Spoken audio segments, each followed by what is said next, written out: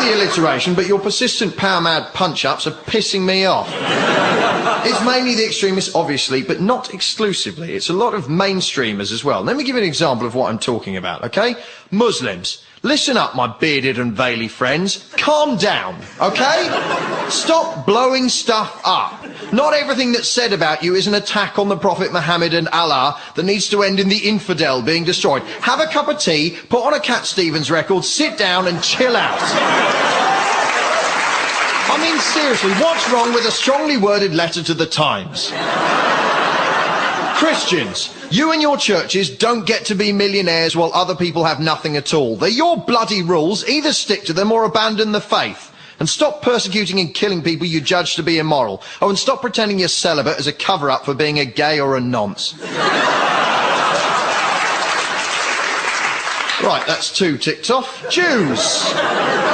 I know you're God's chosen people and the rest of us are just whatever, but when Israel behaves like a violent psychopathic bully and someone mentions it, that doesn't make them anti-Semitic. And for the record, your troubled history is not a license to act with impunity now. So, when the letters come, and I'm guessing they will, I can guarantee that each one of those faiths will be utterly convinced that I've singled them out for special criticism. Why did it have to be us? Islam is a peaceful faith. I don't see what's wrong with being Christian. We're a peaceful, loving faith. How dare you, after all we've been through? We Jews know how terrible violence can be. You see, all of them will be convinced that they're the ones being picked on. The Abrahamic faiths are like Scousers. They're always convinced they're a bit harder than everyone else.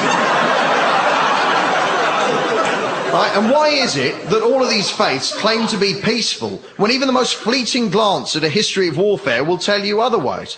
The relationship between religion and warfare is very similar to the relationship between ant and deck. You could have one without the other, but I'm not sure anyone would see the point.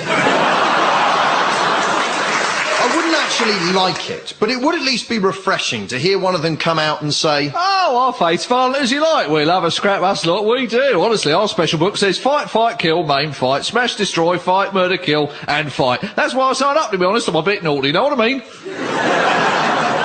But no, all of them claim to be peaceful religions. Yeah, peaceful right up to the point where someone takes something they think is theirs, or says the wrong thing, or looks at them funny, then it's fighty, smashy, kicky, punchy all the way.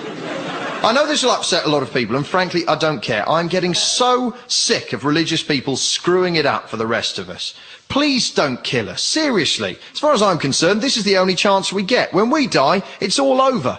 There's no virgins and pearly gates waiting for us, no big beardy man saying... Right, so how do you think that went then? Bit mixed? Ooh, killed a lot of people in my name, I see. Yeah, not really what I had in mind, actually. Tell you what, have another go as a worm. While we're at it, I'm sick of religious people forcing their children to define themselves by their parents' faith. A 4-year-old is no more a Christian than he is a member of the Postal Workers Union.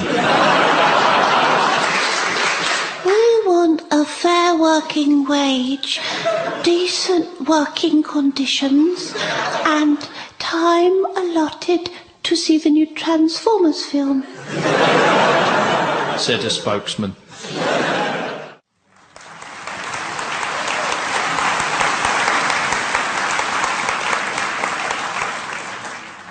Another piece of consciousness raising. You've all seen maps of the world showing what people believe in different places. In the blue area, they're Catholic. In the red area, they're Protestant. In the orange area, they're Eastern Orthodox. In the green area, they're Sunni, Muslim, and so on. And we all take that perfectly for granted. It seems entirely natural that people's opinions about the cosmos, about morality, about humanity, should depend upon the accident of geography where they happen to have been born. Suppose scientists worked like that. Take a difficult and interesting scientific issue. Take, for example, the question of what made the dinosaurs go extinct. Was it an asteroid hitting the Earth? Was it a comet? Was it the rise of the mammals? Was it a plague of viruses? All these different theories have something going for them. In the blue area, the scientists all believe that it was a meteorite. In the red area, they believe it was a comet. In the orange area, a virus plague. In the green area, the eggs of the dinosaurs were all eaten, etc. I hope yet again to have raised consciousness. We all take for granted that it's okay for religion to be distributed geographically in that kind of way.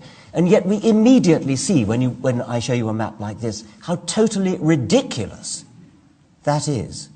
Why do we all accept it as though it were natural and sensible and the way things should be? Here's another exercise in consciousness raising, again using the example of the scientific controversy over what made the dinosaurs go extinct. The Quarterly Review of Biology is a journal in which biologists publish their findings, their research. I have edited an imaginary spoof issue of the Quarterly Review of Biology devoted, as they sometimes are, to a particular topic, namely the topic, did an asteroid kill the dinosaurs? The first paper would be a perfectly respectable and normal scientific paper. Iridium layer at KT boundary and potassium argon dated crater in Yucatan indicate that an asteroid killed the dinosaurs. Nobody would be surprised to see a paper like that in any scientific journal. The President of the Royal Society has been vouchsafed a strong inner conviction that an asteroid killed the dinosaurs. It has been privately revealed to Professor Huxtane that an asteroid killed the dinosaurs.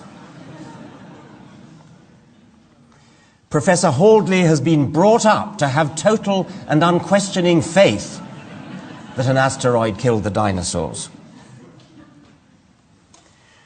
Professor Hawkins has promulgated an official dogma binding on all loyal Hawkinsians that an asteroid killed the dinosaurs. Professor Huxkins is personally offended by all strident, shrill and polemical denials that an asteroid killed the dinosaurs. Professor Hallux derives deep personal comfort from his belief that an asteroid killed the dinosaurs. The President of the National Academy of Sciences has issued a fatwa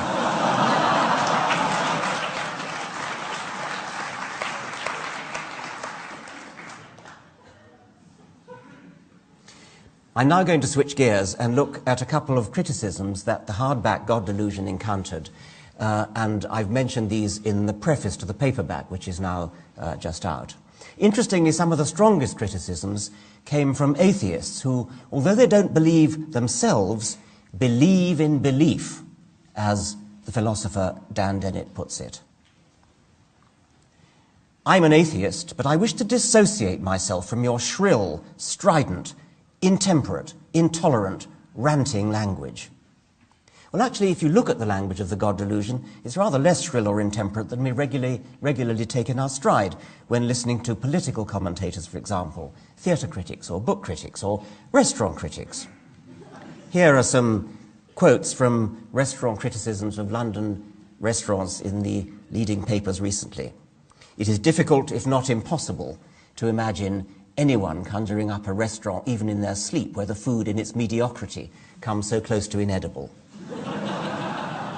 All things considered, quite the worst restaurant in London, maybe the world, serves horrendous food grudgingly in a room that is a museum to Italian waiters' taste, Kirker 1976.